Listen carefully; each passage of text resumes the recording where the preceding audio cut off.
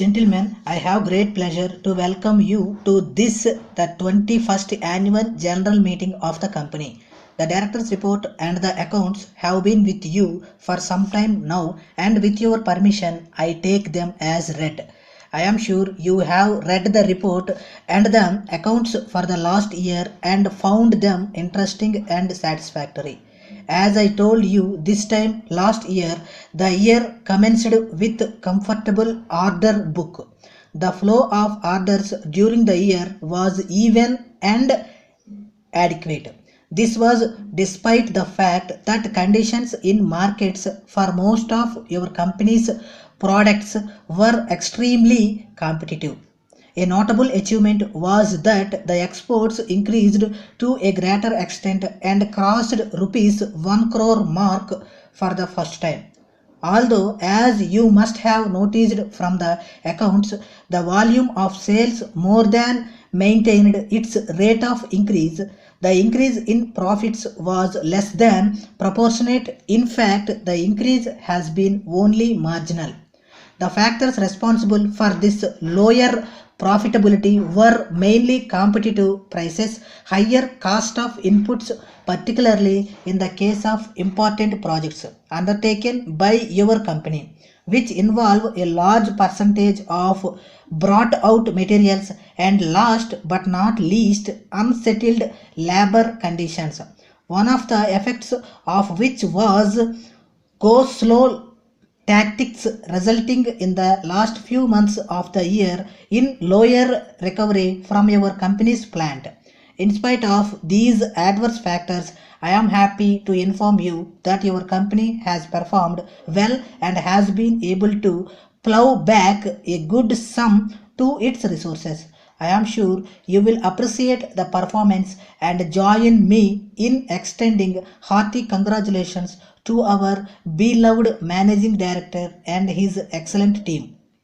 The current year commenced with a full order book position and with plans for a higher sales.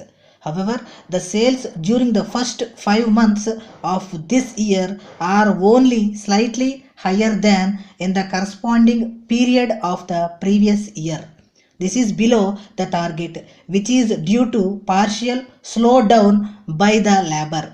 The developments on the labor front in the past few months have caused serious concern to your management.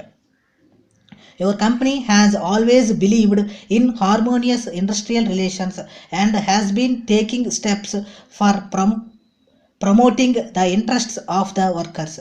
This will be borne out by the fact that since the inception, the management has excellent and cordial relations with the workers except for a very brief period. These have now given way to frequent and unwarranted confrontation.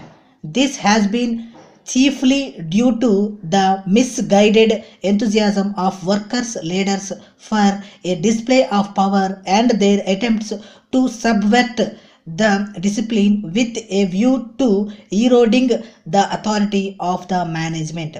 The workers have resorted to go slow tactics and occasionally violence, calling for disciplinary action from the management.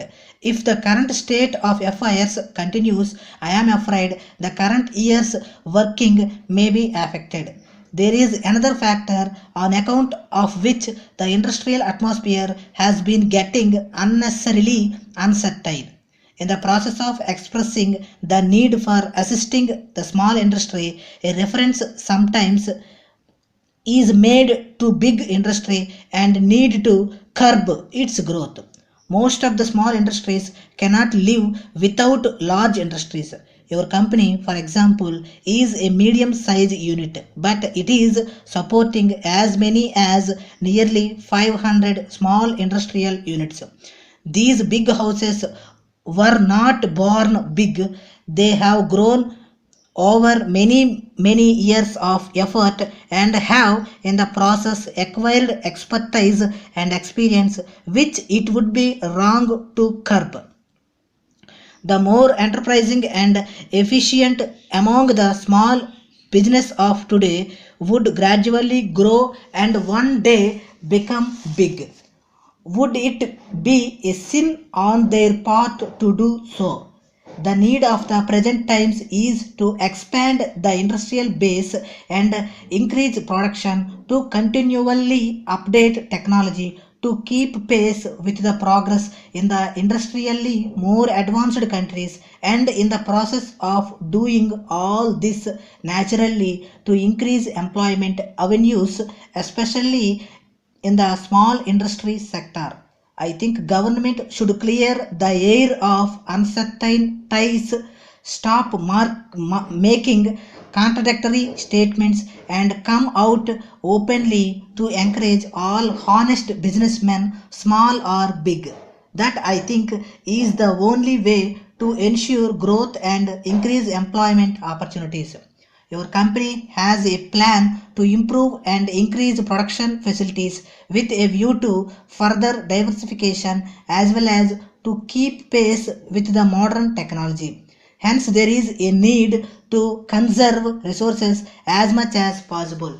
In spite of this, your directors have recommended a dividend of 10%, which I hope you will approve and extend your cooperation for the bright future of the company. Before I conclude, I take this opportunity to record my sincere gratitude on behalf of my colleagues on the board and on my own behalf to the banks and our valued customers for their continued cooperation, trust, and confidence in the management of the company, and expect the same in future also. Dear sirs, we thank you for your letter of 1st February asking for the terms and conditions for the supply of printing and developing machines of the specification mentioned therein.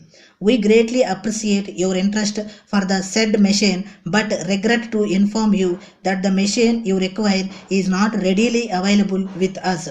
In this connection, when we had requested our principals at Bombay to intimate the stock position and the cost thereof, our Bombay office informs that they have only one machine of the said specification, but regrets its inability to quote for Bangalore price due to transport and other difficulties.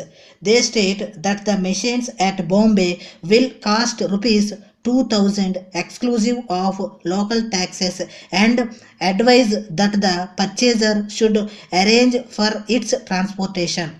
For your study, we are enclosing a booklet showing all the mechanical details. We wish to bring to your kind notice that there are two other types of printing and developing machines manufactured by a well-known Kolkata firm and are available from our ready stock. The machines are of latest design and strongly built with excellent finish. These machines prove to be more economical in the long run, though the initial cost is slightly high. We hasten to assure you that this slightly higher cost is negligible when compared to the use and performance of the machine. In this connection, it may be stated that we have quite a large number of orders on hand for these machines, and we will be able to comply with your request only after 2 months from the date of receipt of your firm order. However, we assure you that we will try our utmost to deliver the machine earlier if the transport position improves. Two booklets regarding the above types of machines are enclosed herewith. From a study, you will find certain mechanical and practical advantages over the other type of machines. We assure you that you will not be disappointed. Please acknowledge the receipt of this letter per return of post. Awaiting further instructions in the matter and assuring you of our best and prompt services at all times. Yours faithfully.